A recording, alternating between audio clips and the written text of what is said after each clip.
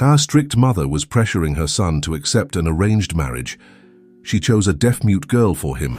Initially, he felt quite unsure and full of doubts. But on their wedding night, she said something that brought him to tears before watching. This heartwarming story, don't forget to subscribe to the channel for more touching stories.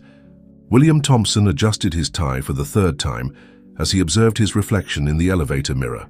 The 28-year-old architect was heading up to the penthouse of the commercial building where his mother, Eleanor Thompson, ran one of the largest business conglomerates in the country.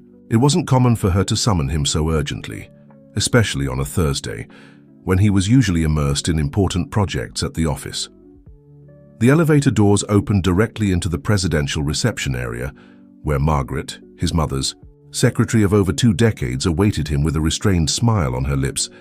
"Your mother is waiting, William. You may go in." As he passed through the double doors of the office, he found Eleanor standing near the panoramic window, which offered a privileged view of the city. She was dressed in an elegant navy blue tailored suit, her graying hair perfectly styled in a low bun. "Son, sit down. We need to talk about your future." William felt a chill run down his spine. He knew that tone well.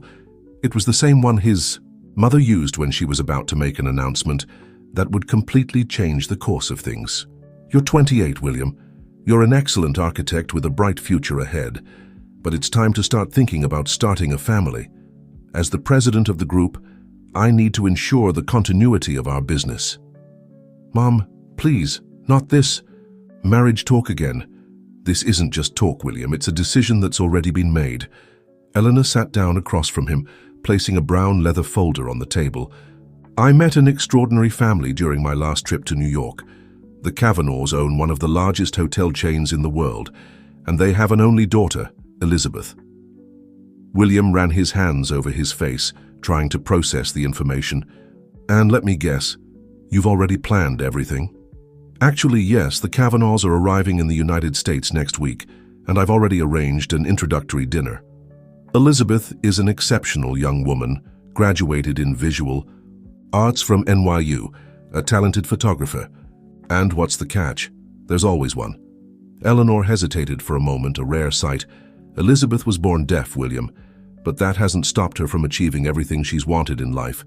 She communicates perfectly through writing and lip reading, and she's fluent in both American and Brazilian Sign Language. Silence filled the office.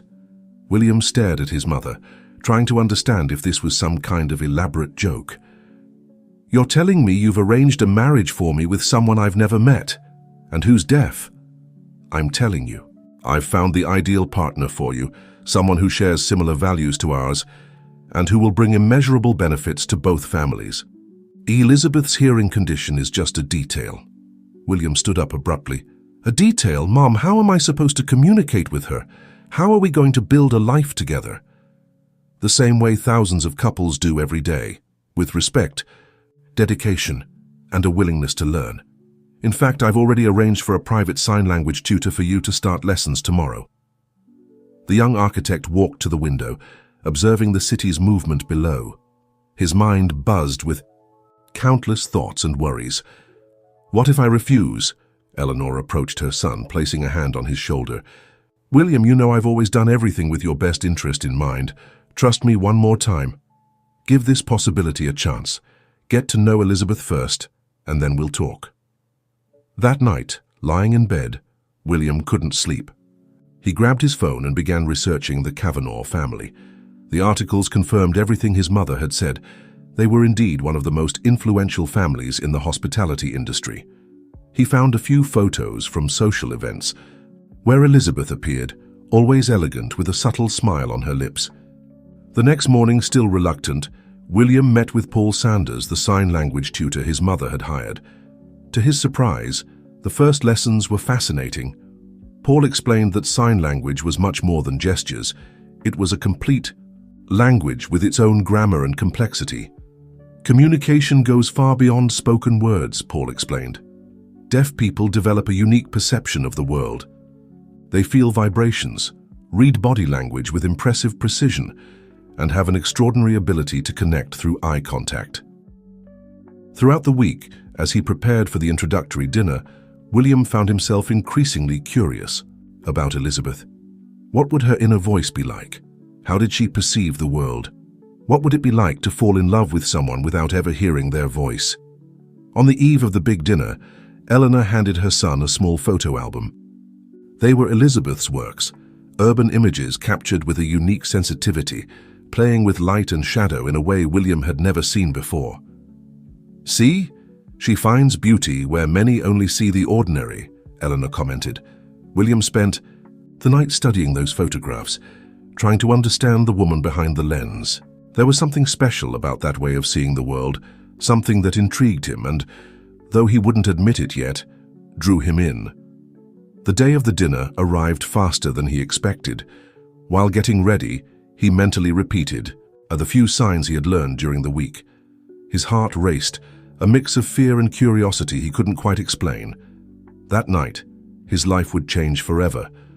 What he didn't yet know was that this change would be far deeper and more significant than anyone could have imagined. The restaurant Helena had chosen for the introductory dinner occupied the top floor of one of the city's most luxurious buildings. William arrived deliberately 15 minutes early, nervously adjusting his shirt cuffs as he gazed at the illuminated city through the windows of the private dining room. "You're too tense," commented Eleanor, who had noticed her son checking his watch for the third time in less than 5 minutes. "Relax, everything will be fine." Before William could respond, the doors to the dining room opened. Robert and Marina Kavanaugh entered first, followed by their daughter Elizabeth. William felt his heart instantly race. Elizabeth was even more striking in person than in the photographs he had seen. She wore an emerald green dress that accentuated her deep brown eyes, and her black hair cascaded in soft waves over her shoulders. But what caught William's attention the most was her gaze. There was a unique blend of strength and delicacy in it. The formal introductions began with handshakes and polite smiles. When it was his turn to greet Elizabeth, William took a deep breath and made the sign for "nice to meet you" that he had learned during the week. Her eyes lit up with surprise and satisfaction. Elizabeth pulled a small notepad and pen from her pocket, writing in elegant handwriting. "Are you learning ASL? That makes me very happy." William smiled, taking the notepad to reply, "I started a week ago. I still have a lot to learn, but I want to make an effort for us to communicate well." During dinner, William discovered that Elizabeth had a unique way of expressing herself. Even without spoken words, she could convey her ideas with surprising clarity, alternating between writing, some basic signs William already knew, and eloquent facial expressions. Between exchanges of written messages, William began to notice small details about her. How her eyes narrowed slightly when she smiled, how her hands danced gracefully in the air as she signed, how she gave her full attention to each person communicating with her. "Elizabeth has a photography studio in New York," Marina Kavanaugh remarked with evident pride. "Her exhibitions always attract important critics from the art world." William seized the opportunity to write in the notepad, "I've seen some of your photographs. They're impressive. How do you manage to capture such unique moments?" Elizabeth smiled and began writing a longer response. "When you can't hear the world, you learn to see it differently. Every shadow, every expression, every movement tells a story. Photography allows me to share my silent perspective of the world." While their parents discussed business, William and Elizabeth continued their silent conversation through the notepad. He discovered that she loved modern architecture, had a passion for jazz. Even though she couldn't hear it, she felt the vibrations of the music and dreamed of holding a photography exhibition in the United States. At one point, Elizabeth wrote something that caught William by surprise.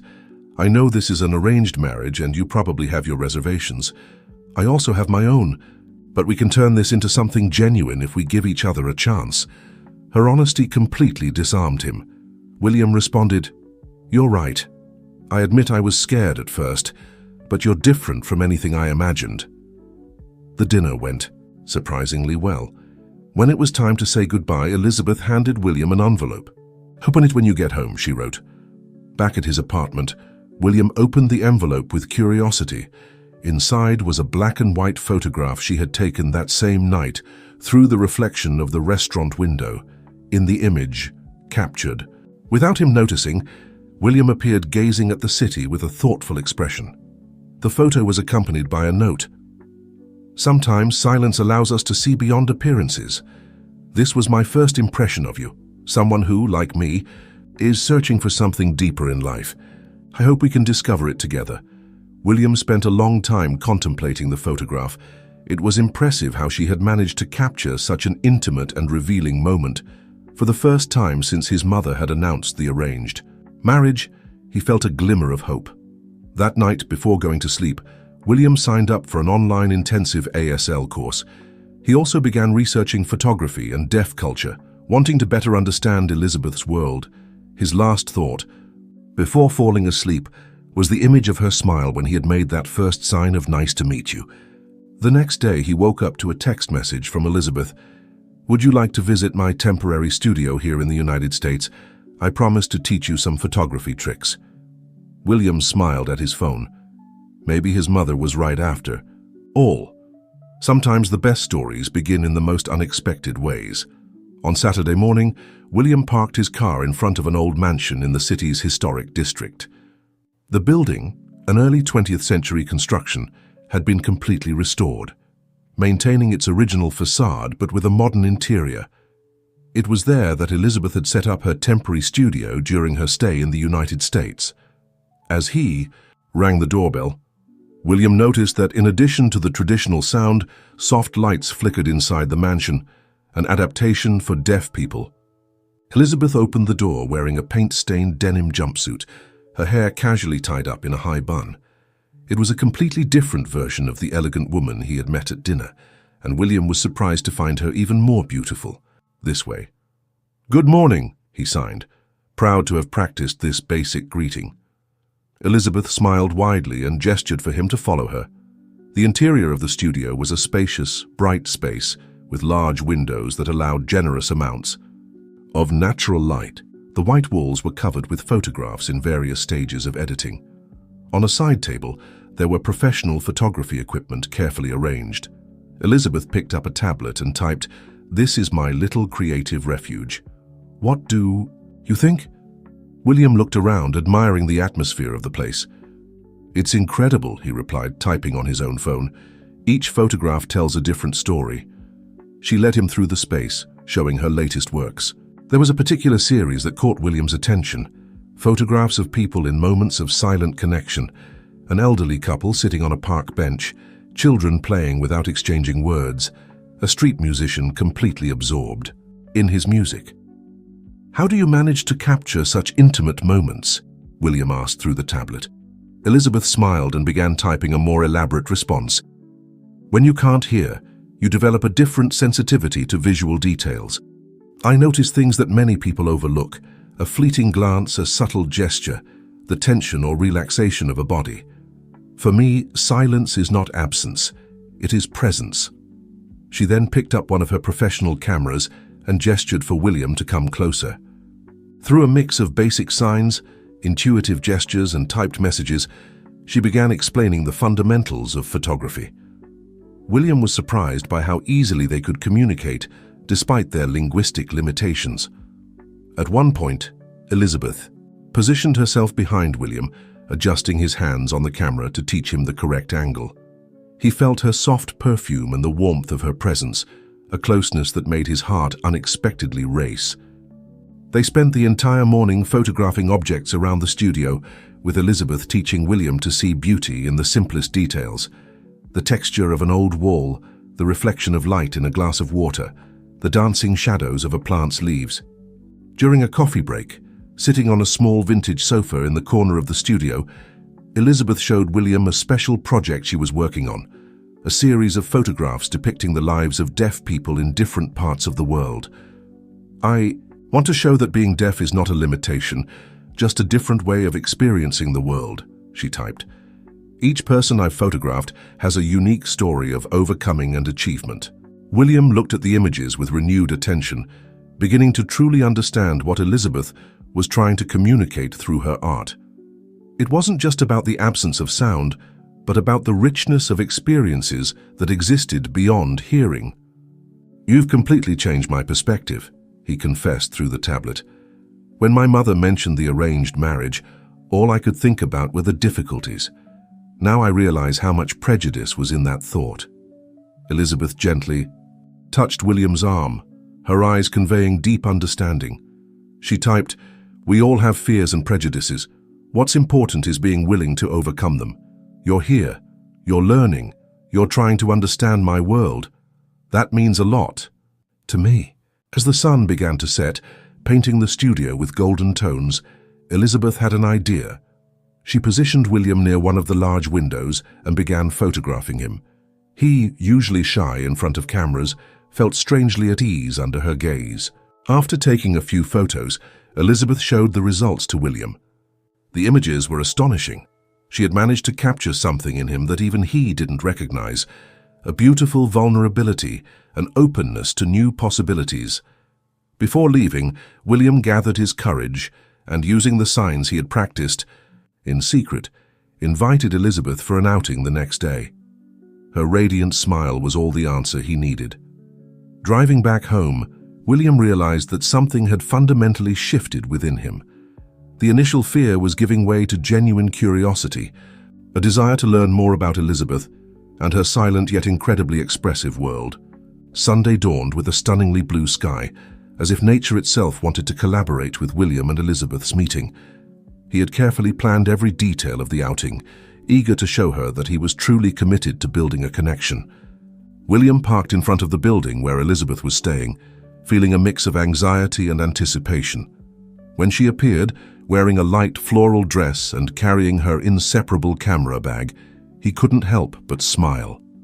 "Good morning," William signed, proud to remember the correct gesture. Elizabeth responded with a radiant smile and the same sign. The first destination of the day was a surprise. William drove for about half an hour until they reached a small airfield on the outskirts of the city. Elizabeth's eyes widened with a mix of curiosity and excitement when she saw the small twin-engine plane waiting for them. William grabbed his tablet to explain, "I thought I'd show you our city from a different perspective. Sometimes we need to step back to see the beauty of the whole." Elizabeth's face lit up at the idea. She nodded enthusiastically and typed, "Ferguson, this is amazing. I've never seen the city from above. It'll be perfect for photos." After a brief safety explanation from the pilot, who used clear gestures so Elizabeth could understand everything, they boarded. The takeoff was smooth, and soon they were flying over the city. William watched fascinated as Elizabeth alternated between frantically taking photos and simply absorbing the view with wide-eyed wonder.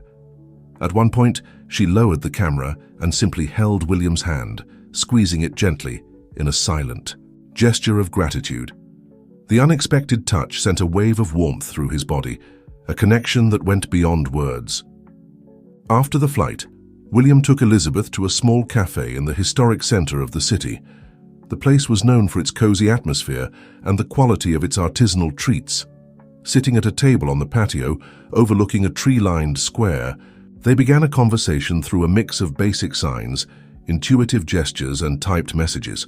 "The flight was incredible," Elizabeth typed, her eyes still sparkling from the experience. "Thank you for showing me the city in such a special way." William smiled, happy that he had made the right choice. "I'm glad you enjoyed it. I wanted to give you a unique perspective, just like you do with your photographs." The conversation flowed surprisingly well despite the language barriers. They discussed art, architecture, their life experiences, and dreams for the future. William was impressed by the depth of Elizabeth's thoughts and her unique way of seeing the world. At a particularly touching moment, Elizabeth shared, "You know, many people think my life is silent, but in reality, it's full of sounds.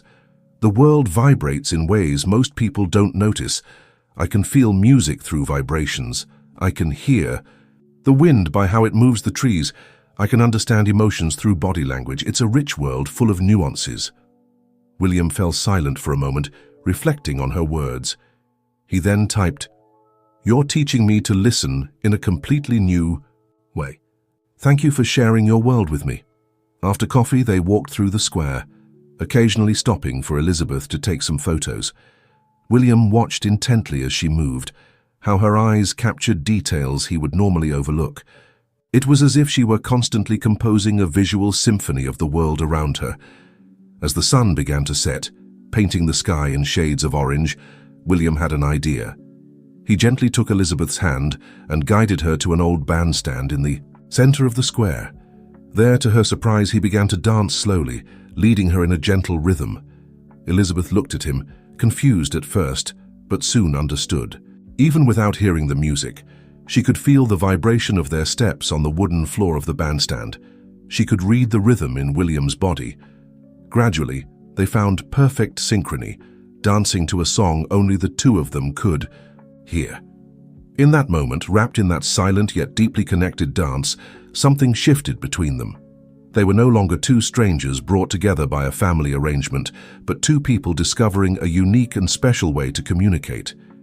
When they finally stopped, still embraced, Elizabeth looked into William's eyes with an intensity that left him breathless. She brought her hand to her heart and then pointed to him, a simple gesture but one filled with meaning. Back at Elizabeth's apartment, they said goodbye with a lingering hug.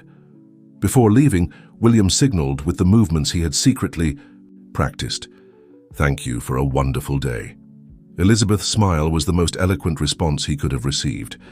That night, lying in bed, William reflected on how his life had changed in such a short time.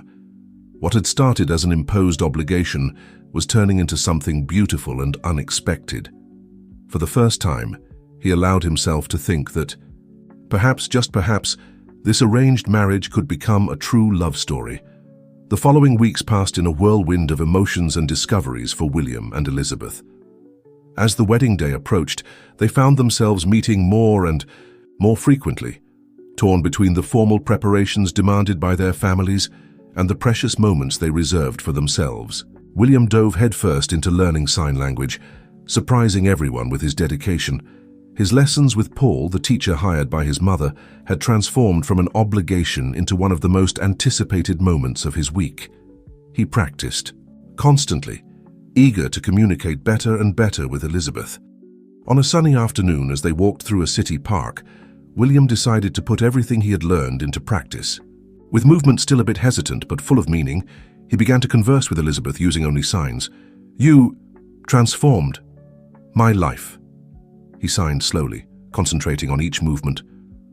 "Before, I saw the world one way. Now, I see everything differently." Elizabeth's eyes filled with tears. She responded with quick, fluid signs, which William mostly understood. "You transformed mine too. I never imagined someone would try so hard to enter my world." In that moment, something clicked between them. The communication barrier, which at first seemed insurmountable, was being broken down day by day, sign by sign. However, not everything was smooth sailing. As their relationship deepened, challenges also arose. One of them came in the form of a family gathering at William's parents' house. It was a Sunday lunch, and the entire extended family was there: uncles, cousins, grandparents. Elizabeth was visibly nervous. It was the first time she would meet everyone together. William did his best to make her comfortable, staying by her side and helping with communication.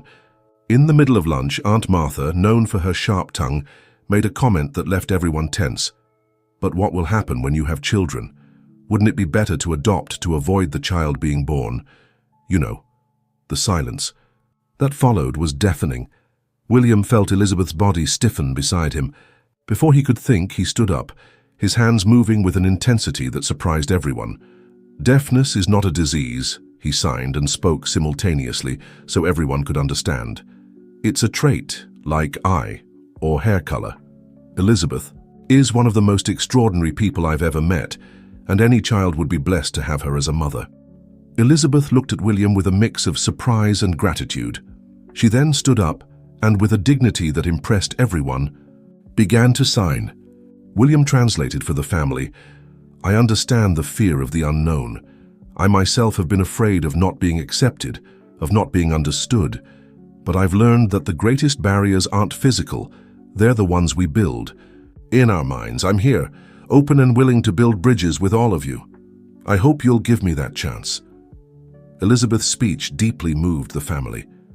Gradually, the tense atmosphere dissipated, and relatives began to ask genuine questions about her life, her work, and her experiences. William watched with pride as Elizabeth won everyone over with her intelligence and charisma.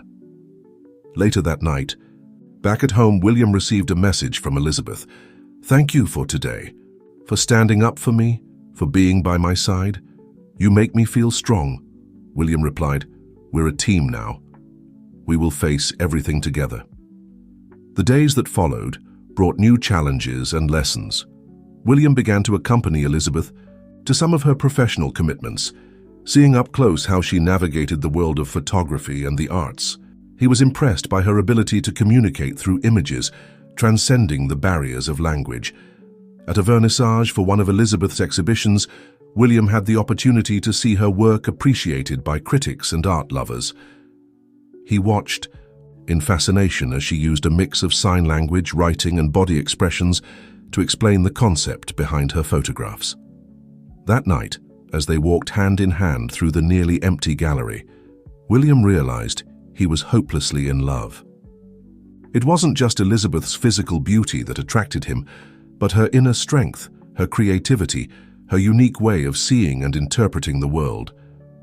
Stopping in front of a particularly touching photograph, a close-up of an elderly violinist's hands, William turned to Elizabeth and signed, "You taught me to listen with my eyes and speak with my hands. You opened a new world for me, a world full of beauty and possibilities I never imagined. I love you, Elizabeth, not because I have to, but because my heart chose to love you." Elizabeth looked at him, her eyes shining with emotion. Slowly, she brought her hand to her heart and then extended it toward William, the universal gesture for "I love you." There, surrounded by images capturing moments of deep human connection, they sealed their love with a tender kiss. It was the beginning of a journey that promised to be challenging, but incredibly rewarding. The marriage that had started as an arrangement between families had transformed into a union of souls, a partnership based on mutual respect, understanding, and a love that transcended words, spoken or signed. As the big day approached, William and Elizabeth found themselves immersed in wedding preparations. What once seemed like an obligation imposed by their families had now become an event they both genuinely looked forward to. One Saturday morning, the couple met with Eleanor and Marina, their respective mothers, to discuss the ceremony details. The chosen venue was a beautiful botanical garden on the outskirts of the city, known for its lush vegetation and historic architecture.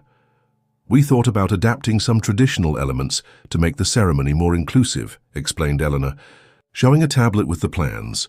"There will be sign language interpreters strategically placed, and the music will be accompanied by synchronized lights so that Elizabeth and other deaf guests can feel the rhythm." Elizabeth smiled, moved by the consideration. She then typed on the tablet, "I'd like to suggest something. What if, in addition to spoken vows, William and I made our vows in sign language? It would be a beautiful way to unite our worlds." William nodded enthusiastically. "I love the idea. I can practice my vows in sign language, and that way everyone can understand, whether through speech or signs." The mothers exchanged approving glances, visibly moved by the couple's connection. Marina, who had initially been apprehensive about the arranged marriage, now clearly saw the genuine love blossoming between her daughter and William. In the days that followed, between dress fittings and menu tastings, William and Elizabeth set aside moments for themselves, deepening their connection and planning their future. On a quiet afternoon, sitting on the terrace of William's apartment, they discussed their post-wedding plans. "I've been thinking," signed William, his movements becoming more fluid, "that we could combine our passions into a joint project. How about creating a studio that combines architecture and photography?" Elizabeth's eyes lit up at the idea. She quickly grabbed her tablet to elaborate. "That would be amazing. We could create spaces that are not only functional and beautiful, but also tell stories through images. Imagine photographic exhibitions integrated into the architecture itself." Excited, they spent hours discussing possibilities, sketching ideas, and dreaming about the future they would build together. It was clear that their partnership went far beyond romance. There was a professional and creative synergy that promised extraordinary results. As the big day approached, William decided to prepare a special surprise for Elizabeth. He had noticed that despite her confidence and independence, she sometimes felt isolated in social situations where most people didn't know sign language. With the help of Paul, his sign language teacher, William organized a series of workshops for their closest family and friends. The idea was to teach basic signs and communication etiquette with deaf individuals, so Elizabeth would feel truly included in the new family she was about to join. On the night before the wedding, during the rehearsal, William revealed the surprise. One by one, family and friends approached Elizabeth, greeting her in sign language and expressing their wishes for happiness with simple yet heartfelt gestures. Elizabeth, completely moved, looked at William with teary eyes. "You did this for me?" she signed, her expression a mix of surprise and gratitude. William nodded, smiling. "I want you to feel at home with my family, just as you make me feel like part of your world." At that moment, in front of everyone, Elizabeth pulled William into a passionate kiss, breaking the rehearsal protocol but drawing applause and emotional smiles from the guests.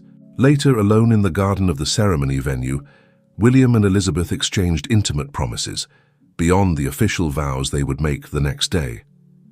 "I promise to always find new ways to communicate with you," William signed. "I promise to be your ears when you need, and to learn to see the world through your eyes." Elizabeth, with tears in her eyes, responded, "And I promise to be your voice when the silence is too heavy. I promise to show you the beauty that exists beyond words and sounds." They stood there, under the starry sky, their hands intertwined, speaking more than any words could express. The marriage that had started as an obligation had transformed into the most beautiful love story either of them could have imagined. The next morning, as the sun rose, painting the sky with shades of pink and orange, William woke up with a sense of peace and certainty he had never felt before. Today was not just the day he would fulfill a family agreement. It was the day he would officially begin his journey alongside the woman who had captured his heart in ways he never thought possible.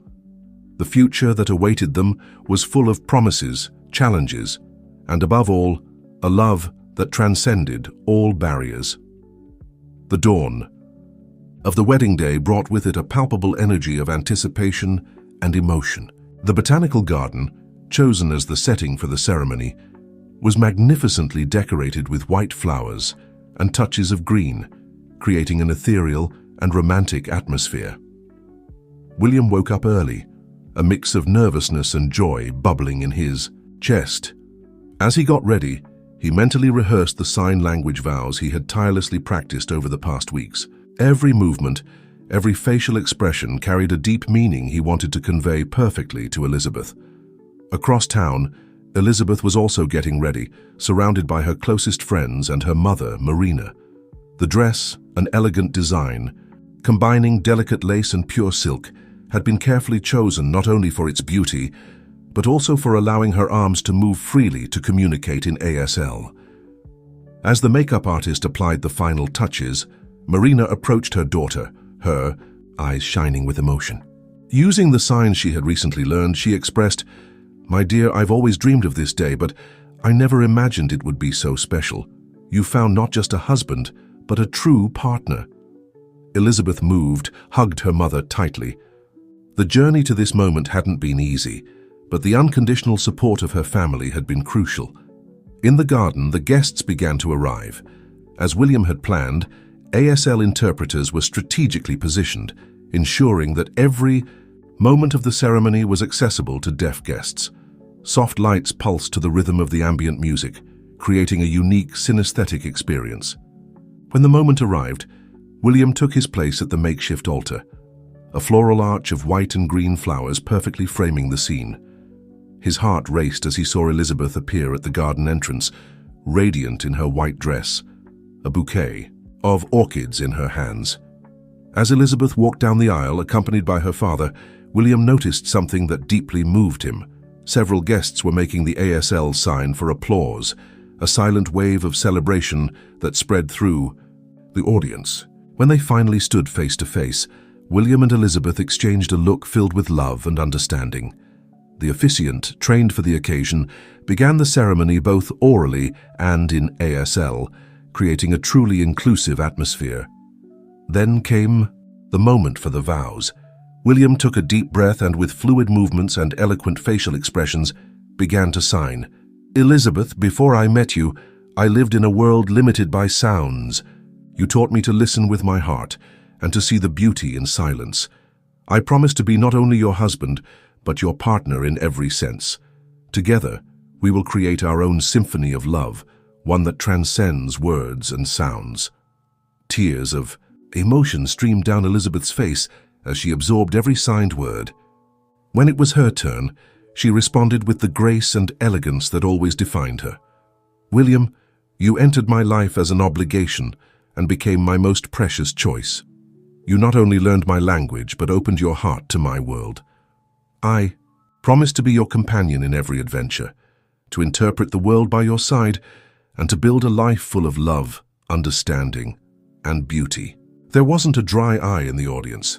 The emotion was palpable, transcending any communication barrier. When the officiant declared them husband and wife, William and Elizabeth sealed their union with a passionate kiss as the guests erupted, in a mix of audible and visual applause. The reception that followed was a vibrant celebration of love and inclusion. The dance floor pulsed not only with music, but with rhythmic lights that allowed everyone, deaf and hearing, to feel the beat. In a touching moment, William and Elizabeth shared their first dance as a couple, moving in perfect sync, guided more by gaze and touch than by melody. During the party, several guests approached the couple, many making an effort to use the basic signs they had learned. Aunt Martha, who had previously made insensitive remarks, surprised everyone by approaching Elizabeth and, with hesitant but sincere gestures, apologizing and expressing her wishes for happiness. As the night progressed, William and Elizabeth found a moment of quiet. Stepping away from the bustle of the party, they stood near an illuminated fountain in the garden. "Are you happy?" William signed, his face lit by a genuine smile. Elizabeth nodded, her eyes shining with joy. She then took William's hands and placed them over her heart. The gesture spoke more than 1,000 words ever could. At that moment, watching the guests dancing, laughing, and communicating in ways that transcended speech, William felt a wave of gratitude. What had started as an arrangement had turned into the most beautiful journey of his life. As they shared another kiss under the stars, William and Elizabeth knew they were at the beginning of an extraordinary adventure, a life together, built on foundations of love, respect, and communication that went far beyond words. The first rays of morning sunlight danced on the waves of the Mediterranean Sea, creating a spectacle of light that William marveled at from the hotel balcony in Maui. He held a steaming cup of coffee, savoring the morning silence and reflecting on the extraordinary events that had brought him there. Elizabeth was still asleep in the room, exhausted after an intense day of exploring the Greek island. Their honeymoon, which had already lasted 2 weeks, had been a journey of discovery, not only of the world around them, but also of each other. William smiled as he remembered the moment he revealed the trip's destination to Elizabeth. He had planned every detail with her in mind, choosing locations known for their visual beauty, hiring guides who knew sign language, and even learning a few Greek signs to surprise her. A gentle movement behind him made him turn. Elizabeth was standing at the balcony door, her hair disheveled and a sleepy smile on her lips. William set the cup on the table and signed, "Good morning, my love. Did you sleep well?" Elizabeth nodded, stepping closer for a hug. They stood there for a few moments, taking in the breathtaking view, communicating through touch and each other's presence. Finally, Elizabeth stepped back a little and signed, "I had an amazing dream last night. I dreamed about our future studio." William's eyes lit up with interest.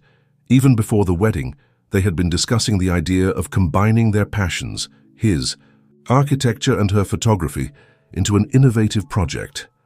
"Tell me more," he replied in sign language, his curiosity evident. Elizabeth began to enthusiastically describe her vision, a space that seamlessly blended architecture and visual art, where structures told stories and images came to life in 3 dimensions. It was a bold concept, challenging the conventions of both architecture and photography. As she spoke, her hands moving gracefully in the air, William felt his heart race with excitement. This was what he loved most about Elizabeth, her ability to dream big, to see possibilities where others saw limitations. "It's perfect," he signed when she finished. "When we get back home, we'll start planning this seriously." The rest of the morning was spent with the two sketching ideas in a notebook, their creative minds working in perfect harmony. The studio project, which had once been just a vague idea, was beginning to take shape and substance. In the weeks following their return from the honeymoon, William and Elizabeth dove headfirst into realizing their shared dream. They rented a spacious location in an up-and-coming neighborhood of the city, an old industrial warehouse that offered endless possibilities for transformation. The process of renovating the space became a test of their relationship and their professional partnership. There were moments of disagreement, of course. William, with his background in architecture, sometimes got too caught up in the practical and structural aspects. Elizabeth, on the other hand, prioritized aesthetics and visual impact. One particularly tense afternoon, they found themselves at an impasse over the design of the main exhibition area. The discussion grew heated, with rapid signs and frustrated expressions from both sides. It was then that William, realizing they were losing perspective, did something unexpected. He took Elizabeth by the hand and led her out of the warehouse. They walked in silence for a few blocks until they reached a small park. There, sitting on a bench, away from the blueprints and decisions that were overwhelming them, they finally calmed down. "I'm sorry," William signed, his face showing regret. "Sometimes I forget that we're building this together, not against each other." Elizabeth smiled, the tension leaving her body.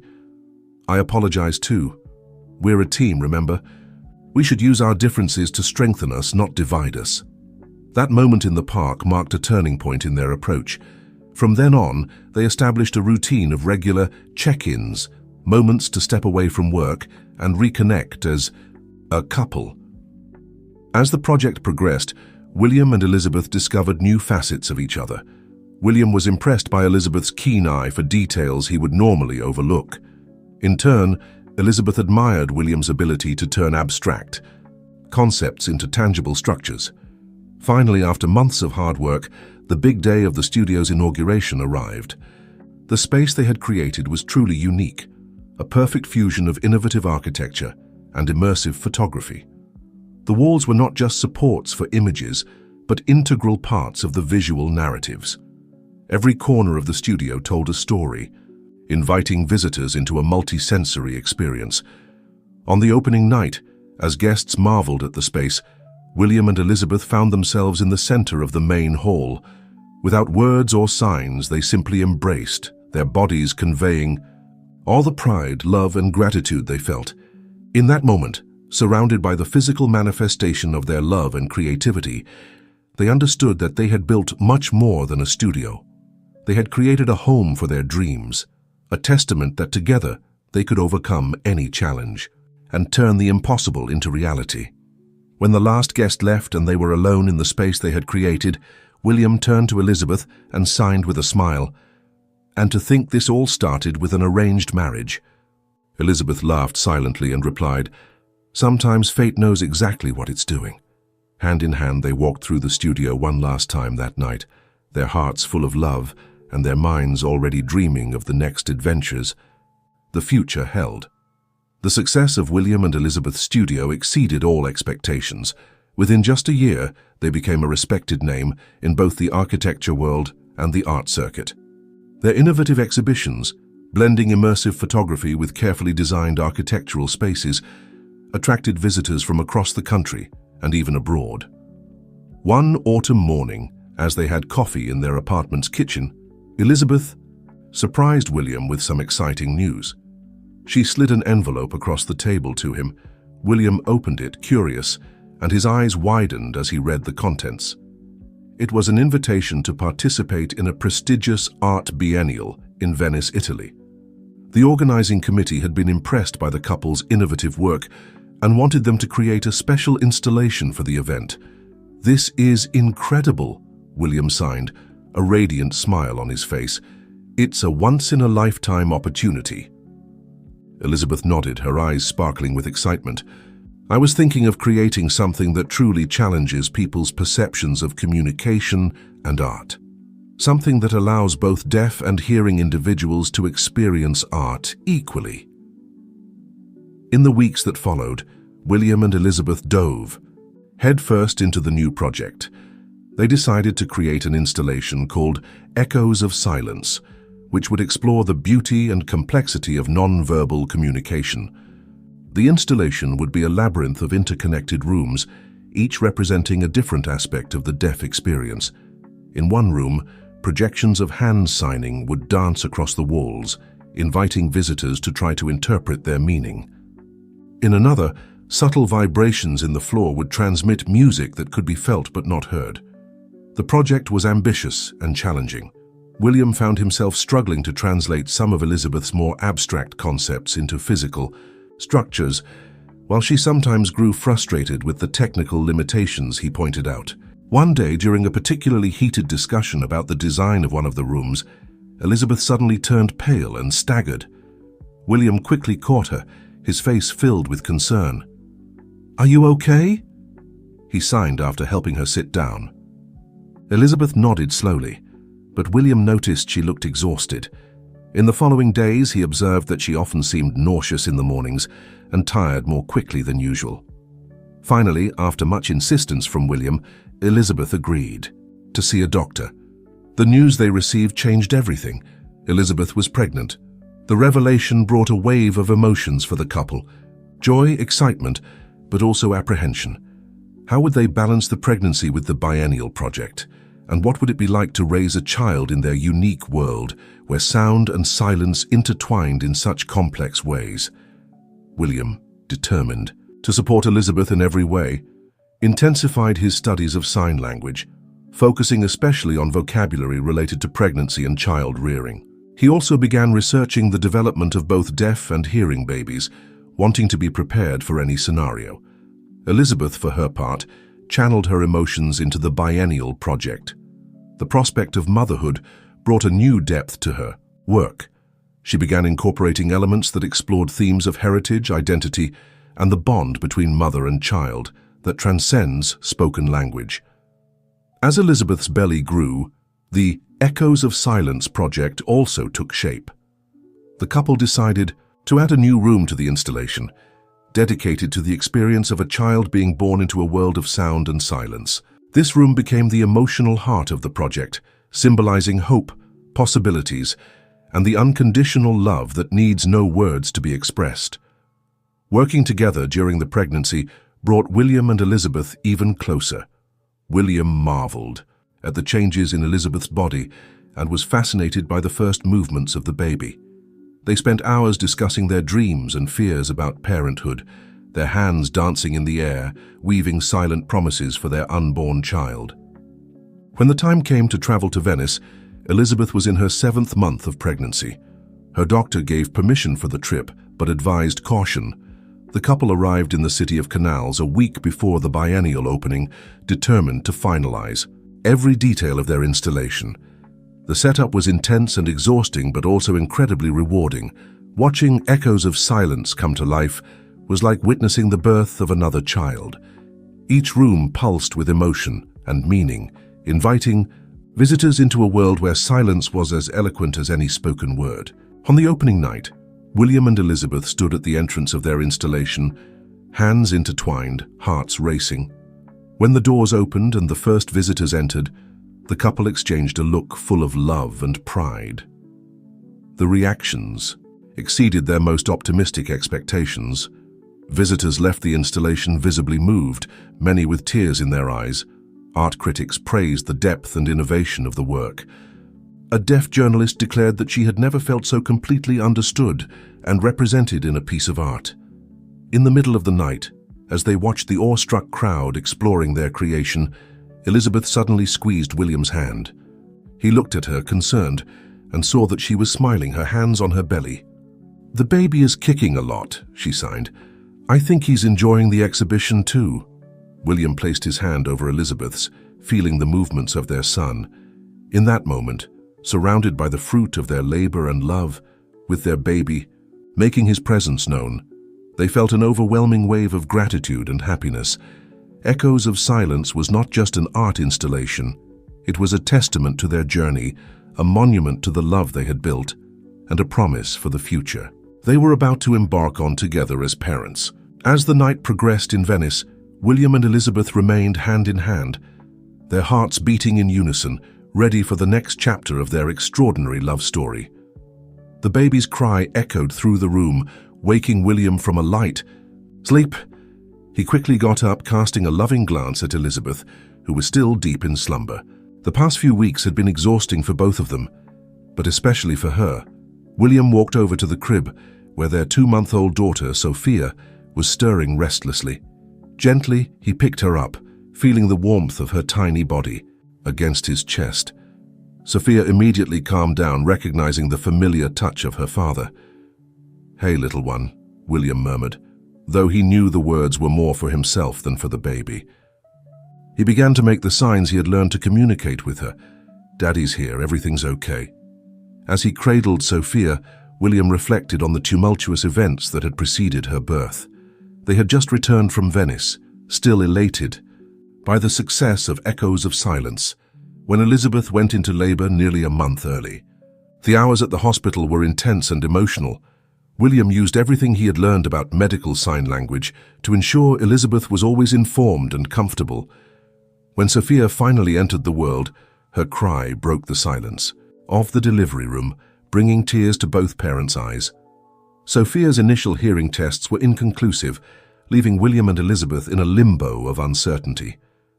They decided that regardless of the final outcome, they would raise Sophia in a bilingual environment where both spoken and sign language would be equally valued. Now, gazing at his daughter's sleeping face, William felt a mix of overwhelming love and responsibility. As an architect, he was used to planning and designing, but parenthood was a project no blueprint could fully prepare him for. A soft movement behind him made him turn. Elizabeth stood in the doorway, her face soft with sleep, but her eyes shining with love as she watched father and daughter together. "Is she okay?" Elizabeth signed, stepping closer. William nodded, gently passing Sophia into her mother's arms. He watched with admiration as Elizabeth immediately began making gentle signs to the baby, establishing an early visual and tactile connection. In the months that followed, William and Elizabeth adjusted to their new routine as parents, balancing the demands of motherhood with their artistic careers. The studio temporarily transformed into a more family-friendly space, with a special corner for Sophia filled with visual and tactile stimuli. It was during this time that they received an intriguing proposal, an invitation to create an interactive exhibition specifically designed for deaf and hearing children. The project, sponsored by a foundation supporting inclusive education, would be installed at a renowned children's museum. William and Elizabeth saw this as a unique opportunity to merge their art with their new experience as parents. They dove into the project with renewed enthusiasm, often working with Sophia by their side, drawing inspiration from their daughter's movements and reactions. The exhibition, which they named World of Senses, was a multi-sensory journey that invited children to explore different forms of communication and perception. One room was dedicated to musical vibrations that could be felt through the floor and walls. Another featured a garden of signs, where interactive plants responded to touch by teaching words in sign language. The creative process was not without challenges. There were nights when William and Elizabeth worked in shifts, one caring for Sophia, while the other focused on the designs. But each obstacle overcome brought them closer, strengthening both their relationship and their creative partnership. As the project took shape, they realized they were creating much more than an exhibition. They were building bridges between worlds, fostering understanding and empathy from the earliest age. The day of the opening arrived with a mix of nerves and excitement. William and Elizabeth arrived early at the museum, with Sophia comfortably nestled in a sling. As they made final adjustments, they saw the first groups of children arriving, their faces lit with curiosity. The impact was immediate and powerful. Deaf and hearing children explored the spaces together, laughing, communicating through gestures and expressions. discovering new ways to interact with the world and each other. Emotional parents thanked the couple, many sharing stories of how the exhibition was opening new possibilities for communication in their families. In a particularly touching moment, William observed a deaf girl teaching a hearing child how to sign the word friend. The smiles on both children's faces, the pure joy of human connection, perfectly captured everything he and Elizabeth had hoped to achieve. That night, back in the comfort of their home, William and Elizabeth reflected on their journey. From an arranged marriage to a partnership of love and creativity, from uncertainties about communication to pioneers in inclusive art, they had come a long way. Sitting on the couch, with Sophia peacefully sleeping between them, they exchanged a look full of love and gratitude. Without words or signs, they communicated everything they felt, pride in what they had accomplished, love for what they had built together, and hope for the future unfolding before them. William gently touched Elizabeth's face, tracing the curve of her smile with his thumb. She held his hand, bringing it to her lips for a soft kiss. In that moment of quiet, with their daughter breathing softly between them, they felt they had found their own perfect symphony, a melody of love, creativity, and purpose that transcended all boundaries of sound and silence. The years passed quickly, bringing with them a series of changes and challenges for William and Elizabeth. Sophia, now 5 years old, was growing into a lively and curious child, fluent in both sign language and spoken language. Tests had finally confirmed that she had normal hearing, but her connection to her mother's silent world was deep and beautiful. On a sunny spring morning, the family was gathered in the kitchen for breakfast. Sophia, with her dark curls framing her face, alternated between speaking and signing, excitedly telling them about a school project. "Mom, Dad, the teacher asked us to do a presentation about our families," she exclaimed, her small hands forming signs with surprising precision. William and Elizabeth exchanged proud glances. Their daughter had become a true bridge between the worlds of sound and silence, navigating between them with a naturalness that inspired everyone around her. As Sophia continued her enthusiastic account, William's phone buzzed with a notification. He picked it up curious, and his eyes widened as he read the message. "Elizabeth," he signed, catching his wife's attention. "Remember that international inclusive design competition we entered our project in? We just won first place." The news was met with an explosion of joy. The project in question was an ambitious proposal for a fully accessible cultural center, incorporating universal design elements to cater to people with different needs, including the deaf, blind, and wheelchair users. In the days that followed, William and Elizabeth found themselves immersed in a wave of activities. The award was not only an honor, but also included substantial funding to bring the project to life. It was the opportunity they had been waiting for to expand their work on a much larger scale. However, the initial excitement soon gave way to a dilemma. The chosen location for the cultural center was in another city, several hours away. Taking on the project would mean a significant move for the family. Discussions stretched on for weeks. William and Elizabeth carefully weighed the pros and cons, always mindful of the impact their decision would have on Sophia. "It's an incredible opportunity," Elizabeth signed during one of their long nighttime conversations after Sophia had gone to sleep. "We could make a real difference in so many people's lives." William nodded thoughtfully.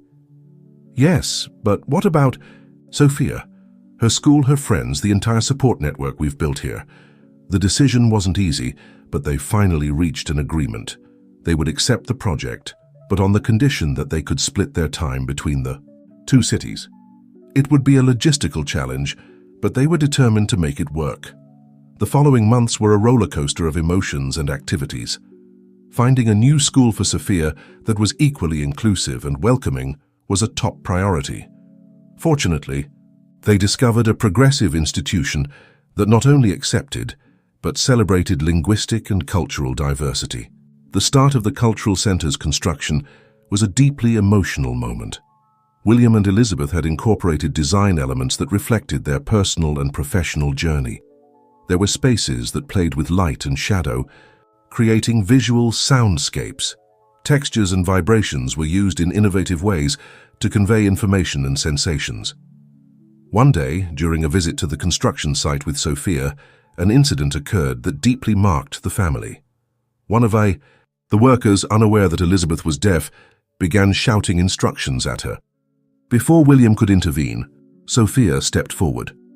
"My mum can't hear you," she said clearly, her voice small but firm. Then, to everyone's surprise, she began interpreting in sign language what the man was saying.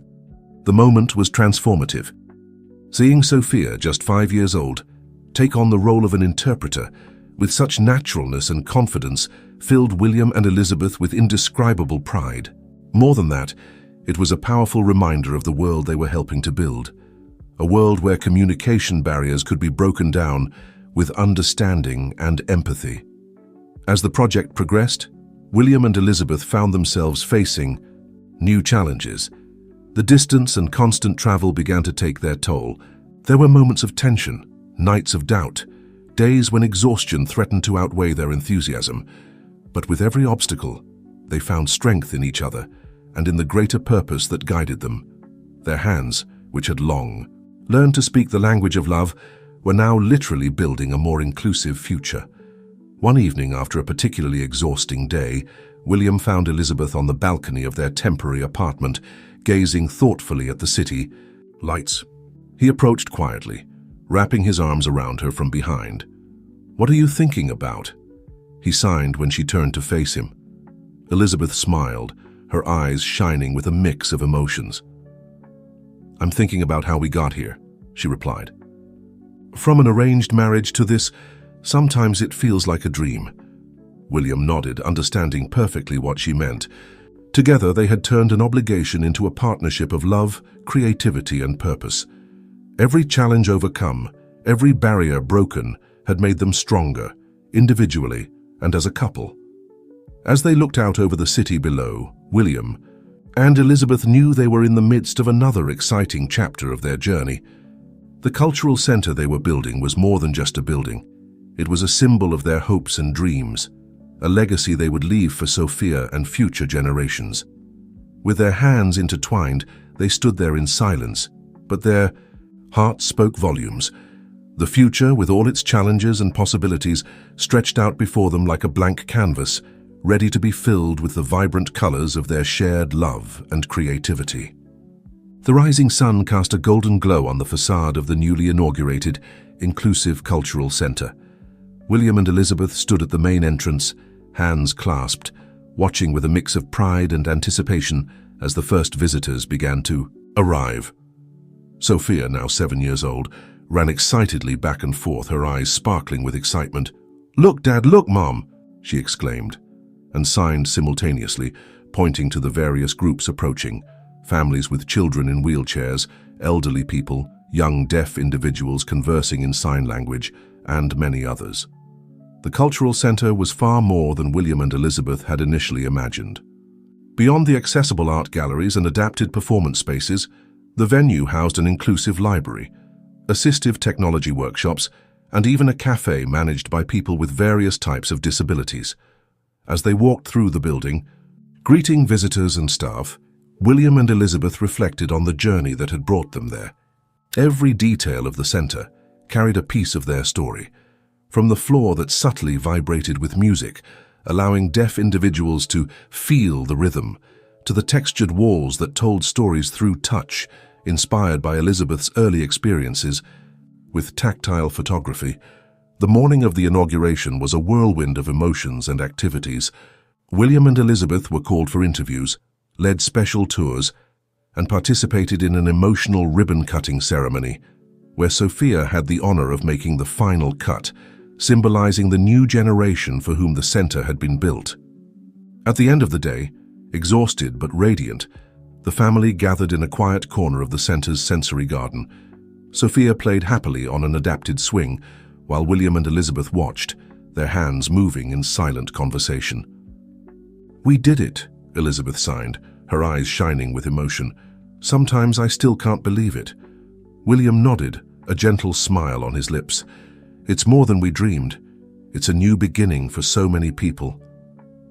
In the months that followed, the center's impact on the community exceeded even their most optimistic expectations. It became a hub of innovation and inclusion, attracting visitors and scholars from across the country and even abroad. One day, as William worked in his office at the center, he received an unexpected visit. It was Charles, a young deaf architect, who had been inspired by William and Elizabeth's work. "Your project changed my life," Charles signed enthusiastically. "I always wanted to be an architect, but I thought my deafness would be an insurmountable obstacle. Seeing what you created here gave me hope and determination." Moved, William invited Charles to an internship at the center, thus initiating a mentorship program that would soon expand, offering opportunities to young people with diverse abilities and experiences. Meanwhile, Elizabeth found new ways to expand her artistic work. Inspired by the interactions she observed at the center, she began a photographic series called Languages of the Heart, capturing moments of connection between people who, at first glance, seemed to have nothing in common. One of her photographs showing a blind child reading the smiling face of a deaf elderly woman gained international recognition, being exhibited in galleries around the world. The image had become a powerful symbol of empathy and mutual understanding.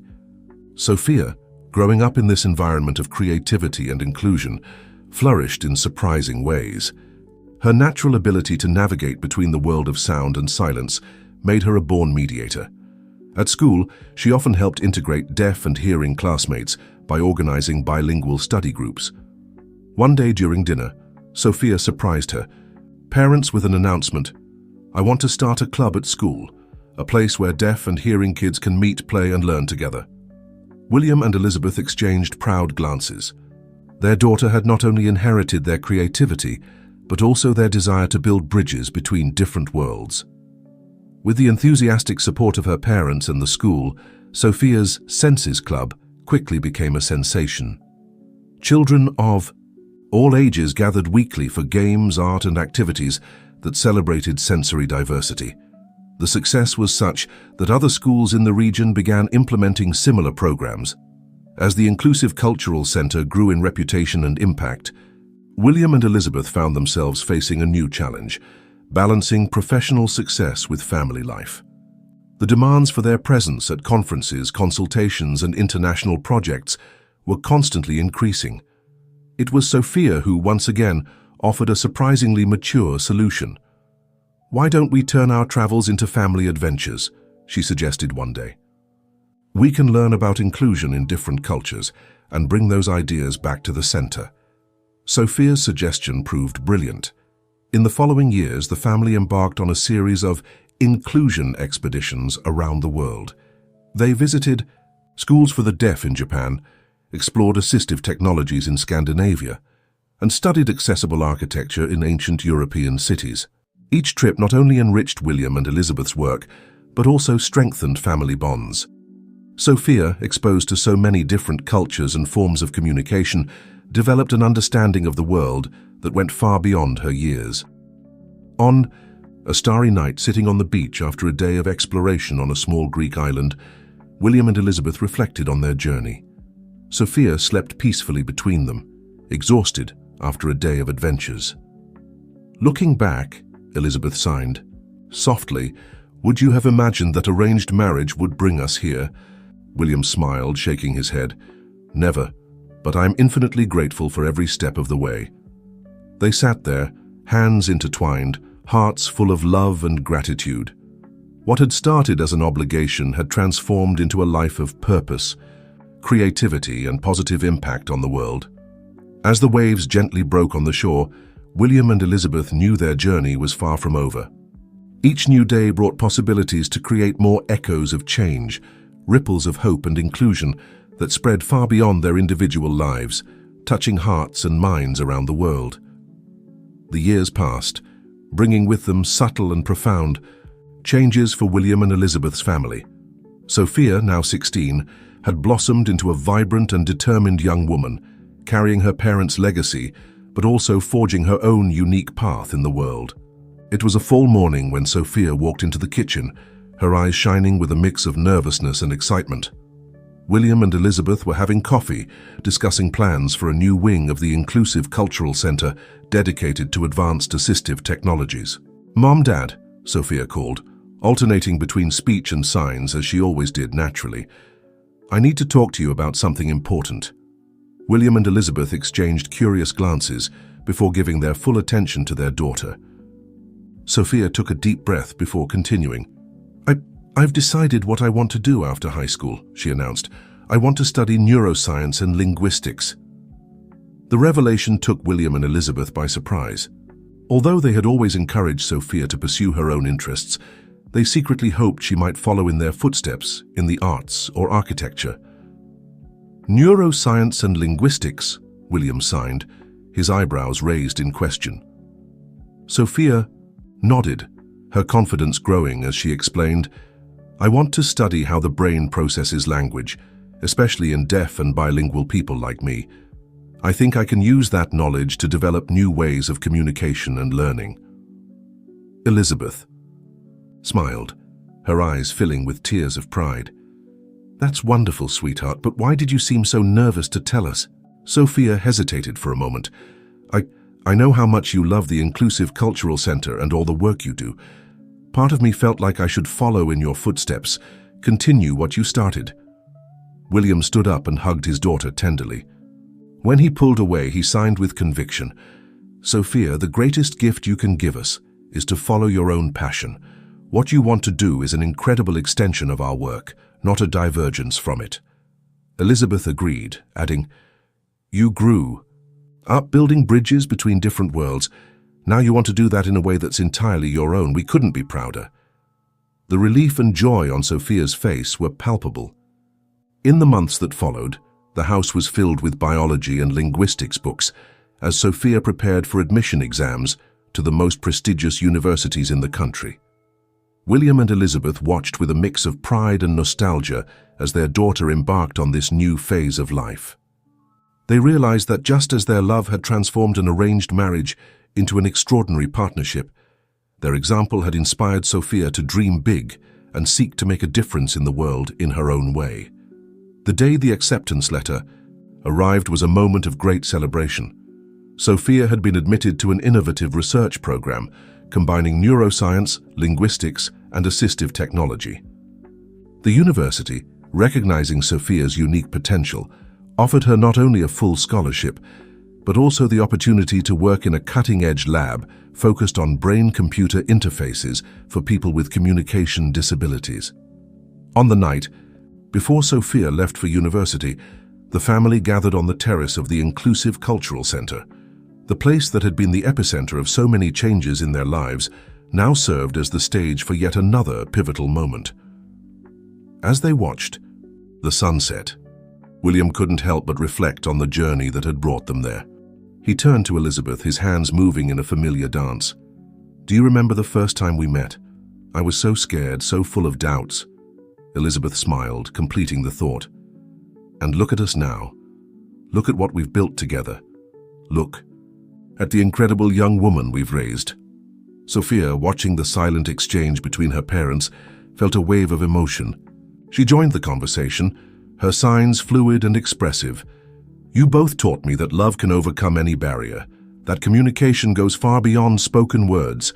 I'll carry these lessons with me forever."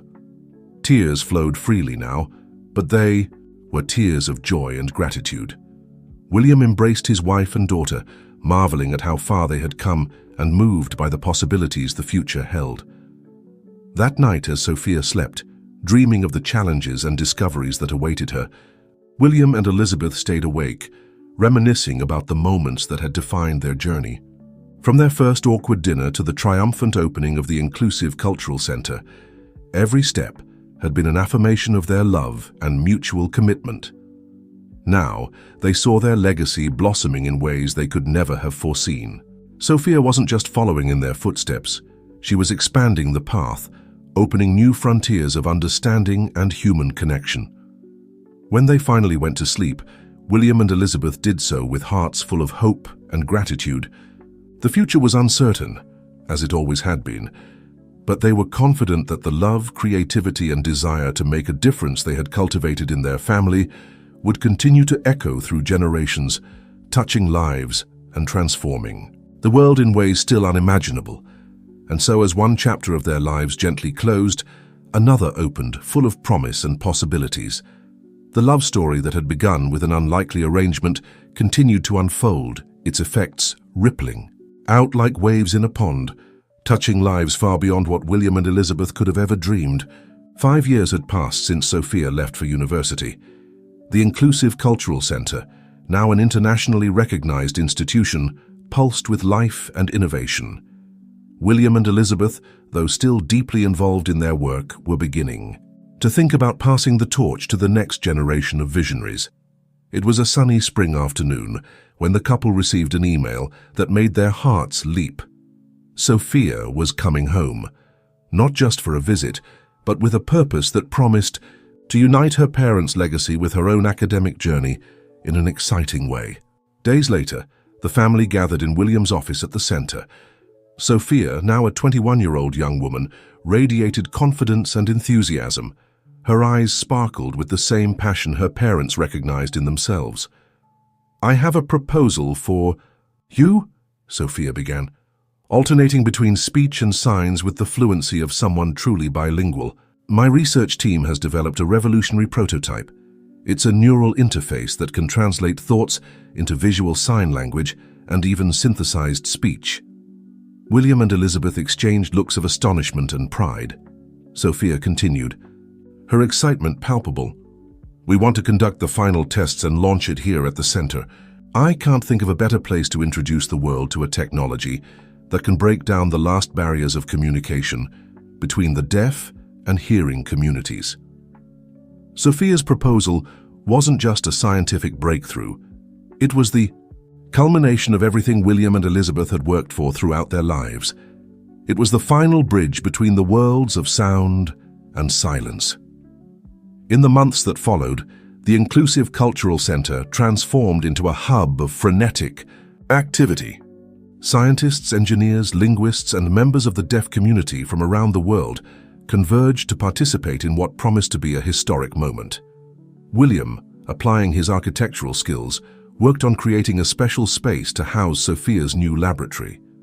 Elizabeth, in turn, documented the entire process through a powerful photo series, capturing the hopeful faces and expressive hands of the people whose lives would be transformed by this technology. The night of the project's unveiling arrived, filling the main auditorium of the center with anticipation. Sophia took the stage, flanked by her parents, a powerful image of 3 generations united by a common purpose. 25 years ago, Sophia began, her voice clear and her hands moving gracefully. 2 strangers met at an arranged dinner, an architect who only knew the world of sounds and a photographer who saw beauty in silence. Today we are here to present the fruit of not just my research, but of my parents' love and dedication to building bridges between worlds. As Sophia demonstrated the technology, inviting volunteers from the audience to test it, William and Elizabeth watched with tear-filled eyes. They saw not only their daughter's success, but the fulfillment of a dream they didn't even know they had when they met so many years ago. The impact was immediate and profound. Deaf individuals could, for the first time, express their thoughts aloud without the need for an interpreter. Hearing individuals could communicate in fluent sign language without years of practice. Barriers were falling before their eyes. In the days following the launch, the center was flooded with stories of transformed lives, families reconnected, job opportunities opened up, and a new level of understanding and empathy spread through society. One afternoon, as William and Elizabeth walked hand in hand through the sensory garden of the center, reflecting on the incredible journey that had brought them there, they were surprised by Sophia. "Mom, Dad," she signed, her face radiant. "I just got a call. We've won the Nobel Prize, all 3 of us together. You for your pioneering work in inclusive design, and me for the neural technology. They said our family story is a testament to the transformative power of love and dedication." The initial shock gave way to an overwhelming wave of emotion. The 3 embraced, tears of joy flowing freely. In that moment, they were not just a family celebrating an achievement. They were a living symbol of how love can transcend all barriers, build bridges between worlds, and inspire changes that echo through generations. Later that night, William and Elizabeth sat on their porch, gazing at the stars. Their hands moved in a silent dance, reminiscing about their journey. "Who would have thought," William sighed, a gentle smile on his lips, "that arranged dinner would bring us here?" Elizabeth smiled back, her eyes shining with love and gratitude. "Our love built more than a home or a cultural center. It built a better future for so many people." As the night deepened, William and Elizabeth remained there, hands intertwined, hearts beating in unison. Their love, which had begun as an obligation, had transformed into a force capable of changing the world. And now, through Sophia and the countless lives they had touched, they knew their legacy would continue to flourish, building bridges and breaking down barriers for many generations to come.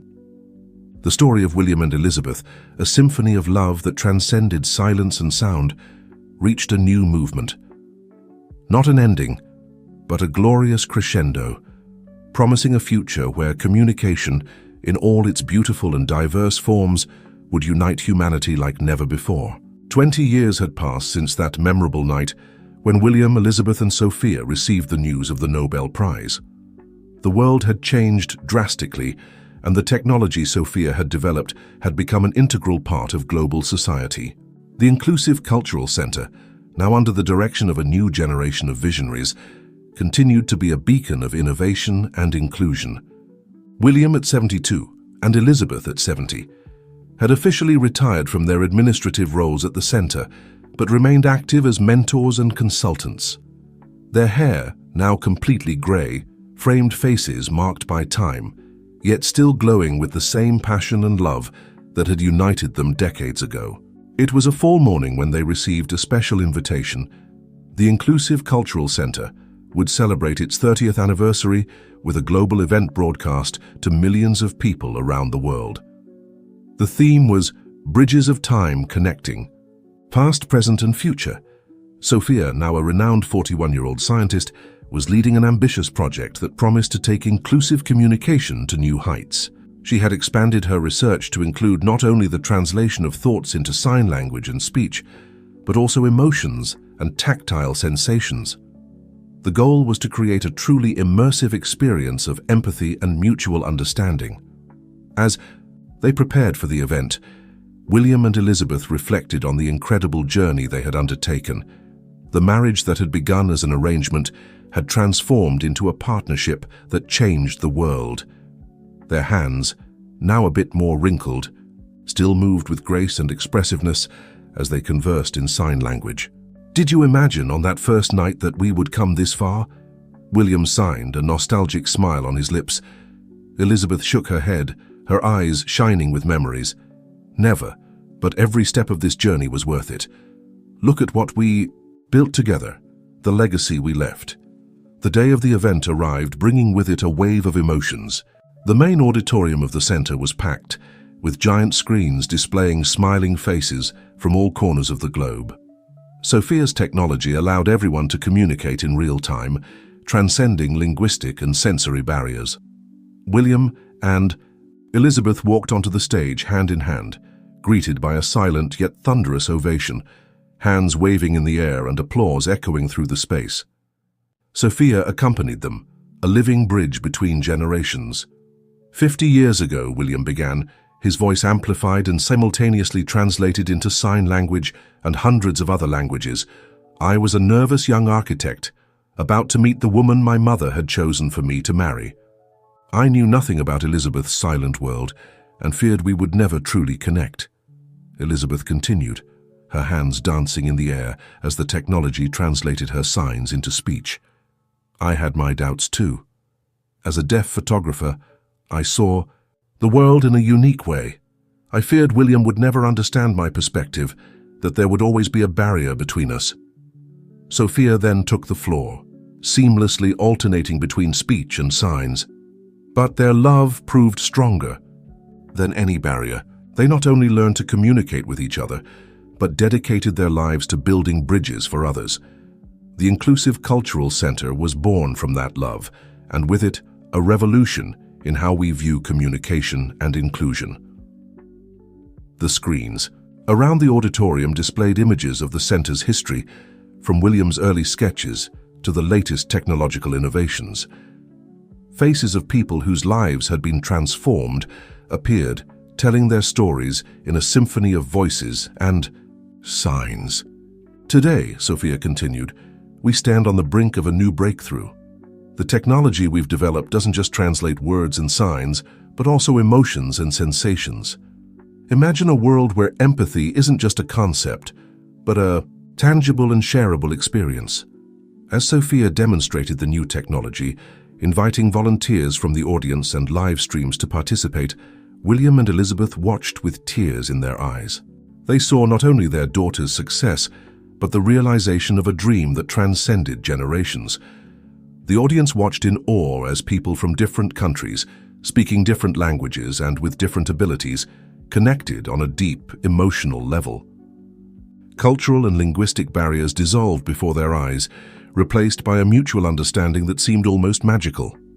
At the end of the demonstration, William and Elizabeth were invited to experience the technology. When they connected, it was as if they relived every moment of their journey together. The nervousness of their first meeting, the joy of their wedding, Sophia's birth, the challenges and triumphs over the years. But now they could feel each other's emotions with a clarity they had never imagined possible. Tears streamed freely down both their faces, and there wasn't a dry eye in the auditorium. It was a living testament to the power of love to transcend all barriers. When the event came to an end, William, Elizabeth, and Sophia remained on stage holding hands, symbolizing the union of the past, present, and future. The image was broadcast to millions around the world, an icon of hope and possibility. That night, after the lights dimmed and the last guest departed, the family gathered in the sensory garden of the center. The place that had witnessed so many pivotal moments in their lives now seemed to vibrate with memories and promises of the future. William turned to Elizabeth, his hands moving in a familiar dance. 50 years together, my love. And every day has been a new discovery, a new adventure. Elizabeth smiled, her eyes shining with the same love that had captivated her so many years ago. And we still have so much to discover, so much to create together. Sophia watched her parents with admiration and gratitude. You didn't just change your own lives, she signed. You changed the world, and you continue to inspire everyone around you to do the same. As the night deepened, the stars shining above them, William, Elizabeth, and Sophia remained in the garden, their minds filled with memories of the past and dreams for the future. The legacy they had built would continue to grow and flourish, touching lives and breaking down barriers for generations to come. The love story that began with an unlikely arrangement had transformed into a force capable of uniting humanity. And as the world around them continued to evolve and change, one thing remained constant: the power of love to build bridges, transcend barriers, and create a brighter, more inclusive future for all.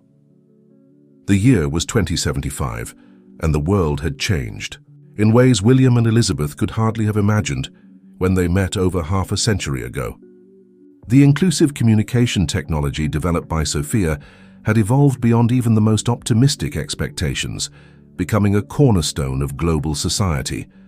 William, now 92, and Elizabeth, 90, had become almost legendary figures in the fields of inclusion and universal design. Though their bodies had aged, their spirits remained vibrant, fueled by the love they shared and the lasting impact of their work.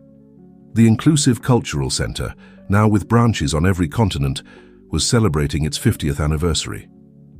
To mark the occasion, a special exhibition titled Waves of Time was being unveiled, tracing the evolution of inclusive communication from the center's early days to the present. Sophia, at 61, was leading a global team of scientists and artists in creating a groundbreaking immersive experience for the exhibition.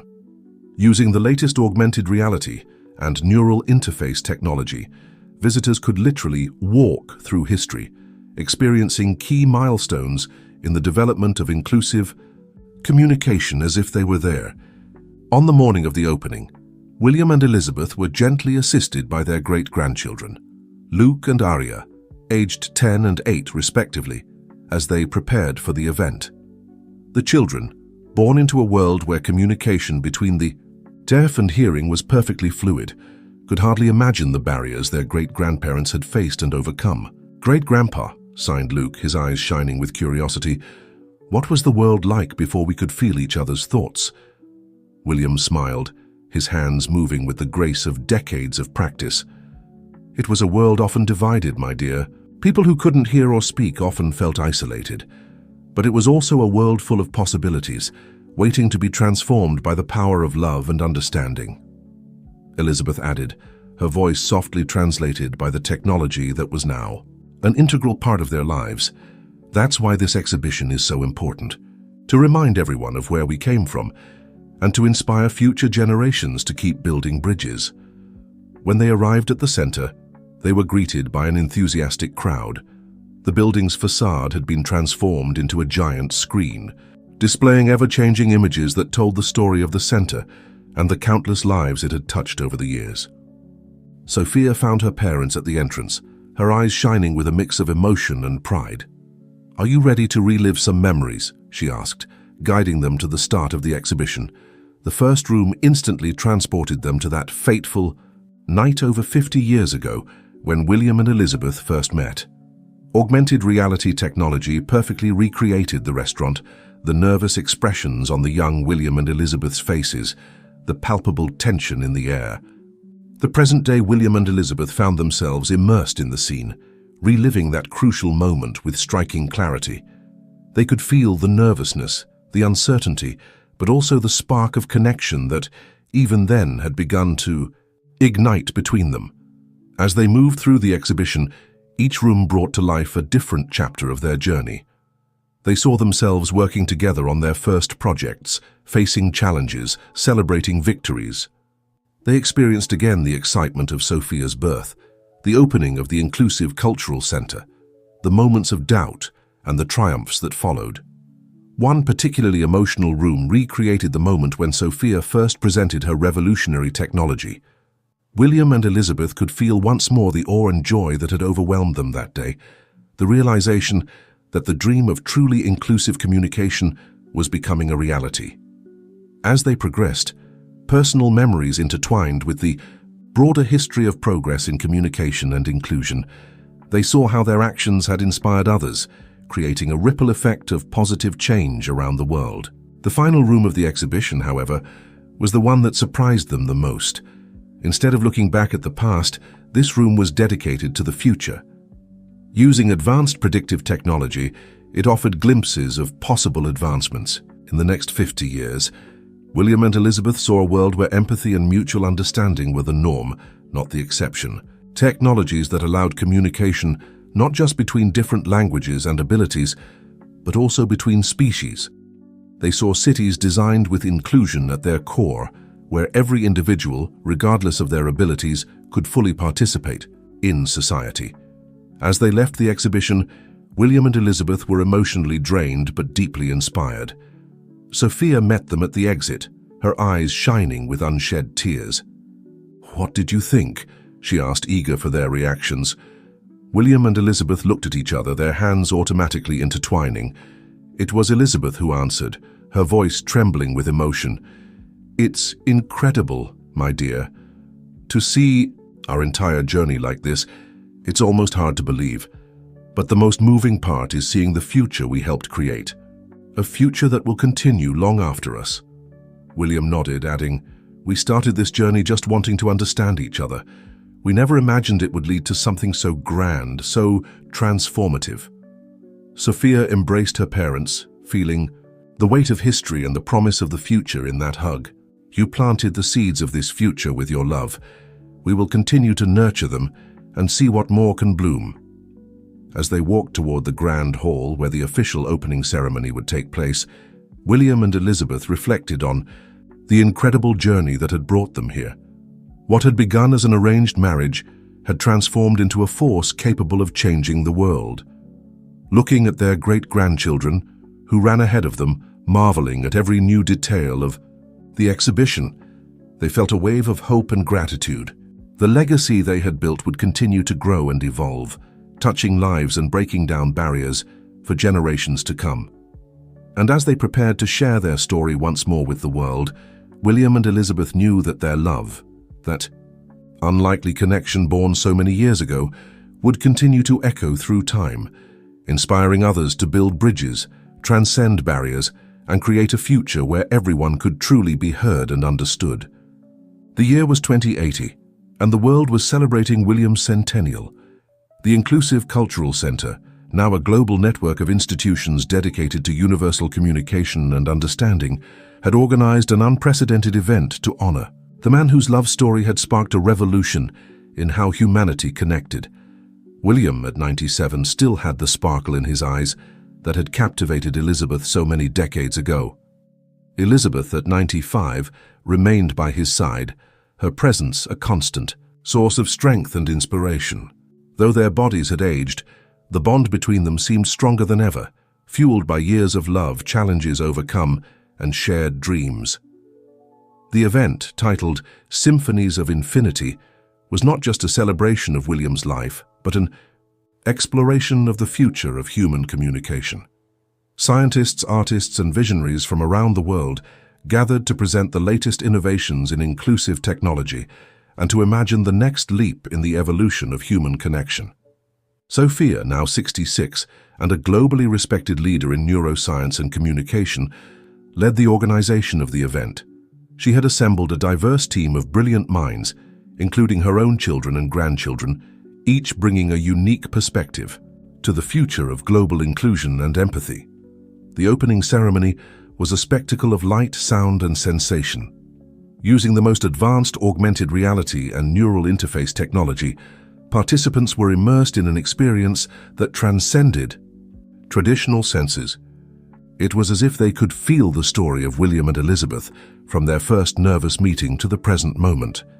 William and Elizabeth, seated at the center of the main auditorium, were enveloped by waves of emotion emanating from the crowd.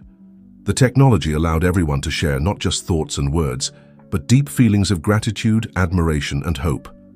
Sophia took the stage, her presence commanding immediate attention.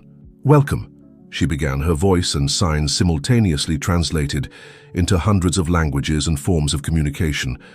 "We are here not only to celebrate the centennial of a remarkable man, my father, William.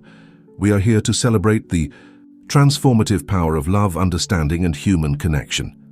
She made a sweeping gesture, and the auditorium transformed into a vast field of stars.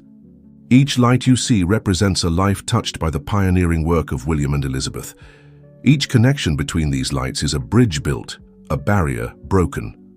The stars began to pulse and move, forming intricate patterns that represented the evolution of inclusive communication over the decades. It was a cosmic dance of ideas and innovations, culminating in the present moment. "But we are not here just to look at the past," Sophia continued.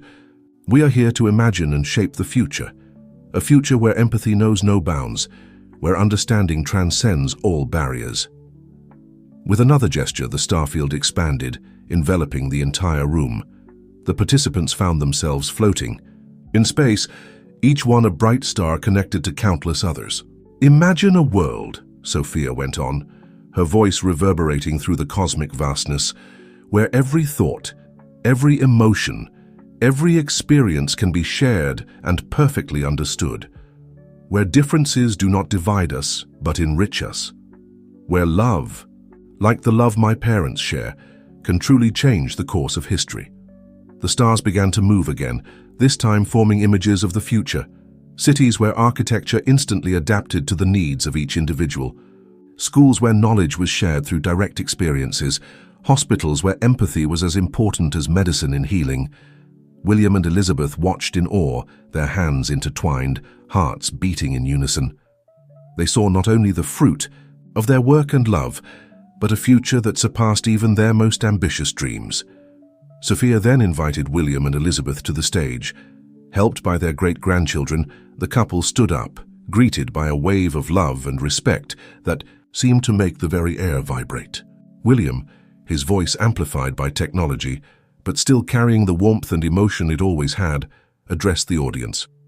When I met Elizabeth, over 70 years ago, I feared we would never truly be able to communicate. Today, I stand before you, a living witness to the power of love to overcome any barrier. Elizabeth, her eyes shining with tears of joy, added, "Every challenge we faced, every obstacle we overcame, brought us here. But our journey, humanity's journey toward true connection, is far from over." Sophia then revealed the final surprise of the event, a revolutionary project that promised to take inclusive communication beyond the limits of Earth. "Inspired by the love and dedication of my parents," she announced, "we are launching the Stellar Bridges Initiative.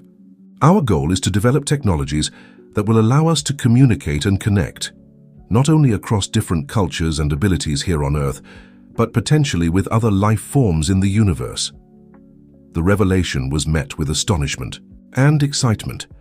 The idea that the work begun by William and Elizabeth could one day facilitate communication with extraterrestrial beings seemed the perfect culmination of their extraordinary journey. As the ceremony came to an end, William and Elizabeth remained on stage, surrounded by their family, children, grandchildren, great-grandchildren, and the palpable energy of thousands of inspired minds. They looked at each other, their eyes saying more than words or signs ever could. In that moment, they felt connected not only to each other, not only to their family and those present, but to the entire flow of human history, past, present, and future. The love that had begun as an uncertain spark at an arranged dinner now illuminated the path to the stars. And so, as the world celebrated their centennial, William knew that their story, the love story he and Elizabeth had written together, would continue to inspire, connect, and transform lives long after their time on Earth. It was a legacy of love, understanding, and infinite possibilities, echoing through the symphonies of infinity. The year was 2085, and the world was on the brink of a new era of exploration and discovery. The Stellar Bridges Initiative, launched 5 years earlier during William's centennial, had progressed at an astonishing pace, driven by global enthusiasm and unprecedented technological advancements. William, now 102, and Elizabeth, 100, had become living symbols of resilience, love, and vision. Though their bodies were frail with age, their minds remained sharp, fueled by the insatiable curiosity that had always defined them. On a sunny spring morning, the family gathered in the garden of William and Elizabeth's home. 4 generations were present. Sophia, now 71 years old, her children, grandchildren, and even some newborn great-grandchildren. The air was filled with anticipation, for on that day humanity would take its first concrete step toward the stars. The Stellar Bridges Initiative was about to launch its first interstellar probe, equipped with advanced inclusive communication technology. The goal was not only to explore deep space, but also to lay the groundwork for potential communication with extraterrestrial life forms, using the principles of empathy and universal understanding that William and Elizabeth had pioneered decades ago. A high-definition hologram hovered over the center of the garden, broadcasting live images from the launch center. Sophia, who was leading the project, appeared on the screen, her face a mix of emotion and determination. "Dad, Mom," she signaled, her 3-dimensional image moving fluidly. "We are about to take a giant leap, and it all started with you, with your love." William and Elizabeth, seated side by side in comfortable chairs, held each other's hands. Their eyes, though aged, shone with the same intensity as always. "It's incredible, isn't it?" William signaled, his voice softly translated by the technology that had now become an integral part of their lives. "To think that our journey to understand each other could lead to this." Elizabeth smiled, adding, "It shows that there are no limits to what love and understanding can achieve." The countdown began, and the family gathered closer, all connected, not just physically, but through the neural technology that allowed them to share thoughts and emotions. When the probe finally launched, a wave of exultation swept through the group, amplified by their shared connection. As the probe ascended into the sky, carrying with it the hopes and dreams of billions, William and Elizabeth reflected on their extraordinary journey. From an arranged marriage, to a love that inspired a global revolution in communication, and now potentially a cosmic revolution. In the days that followed, the world watched in awe as the probe transmitted its first discoveries. Using the inclusive communication technology developed by Sophia and her team, the probe was able to interpret and transmit data in a way that transcended traditional linguistic and sensory barriers. A month after the launch, the family gathered again for a video conference with Sophia, who was at the Mission Control Center. She had exciting news to share. The probe has detected signals that may indicate the presence of intelligent life in a nearby star system, Sophia announced, barely able to contain her excitement. And the most incredible part is that, using our inclusive communication technology, we are beginning to decipher patterns in these signals that suggest a form of language. William and Elizabeth exchanged looks of astonishment and joy. The idea that the principles of communication they had helped develop might one day facilitate contact with beings from another world was almost surreal. It's as if the universe is responding to our call for connection, Elizabeth reflected, her hands moving gracefully in the air. William nodded, adding, "Perhaps love and understanding are truly universal languages, transcending not just barriers on Earth, but in the cosmos." In the months that followed, the world watched with bated breath as efforts were made to establish meaningful communication with the supposed alien civilization. The technology developed by Sophia and her team, based on the principles of empathy and inclusion established by William and Elizabeth, proved crucial in this process. On a memorable afternoon, nearly a year after the probe's launch, the family gathered once more to witness a historic moment. Sophia appeared in the hologram, her face a mix of emotion and reverence. "We did it," she announced, her voice trembling slightly. "We have established the first meaningful contact with an extraterrestrial civilization. And do you know what the first message we exchanged with them was? Love." William and Elizabeth, surrounded by their growing family, felt a wave of emotion envelop them. Tears of joy streamed down their wrinkled faces as they absorbed the magnitude of the moment. "Our love," William gestured to Elizabeth, his voice choked with emotion, "began as a tiny spark at an arranged dinner. Now it's reaching for the stars." Elizabeth smiled, her eyes shining with love and admiration. "And it will continue to echo through the universe long after we're gone." As the sun set on that historic day, William and Elizabeth remained in the garden, surrounded by the love of their family and the promise of a future they had helped shape. Their legacy of love, understanding, and connection was no longer confined to Earth but extended into the vast and mysterious cosmos. And so, in the twilight of their lives, William and Elizabeth contemplated a new dawn for humanity. A future where love and understanding knew no bounds, where the barriers between worlds and beings could be overcome, and where the symphony of universal connection would continue to echo through the stars, forever inspired by their unlikely yet extraordinary love story.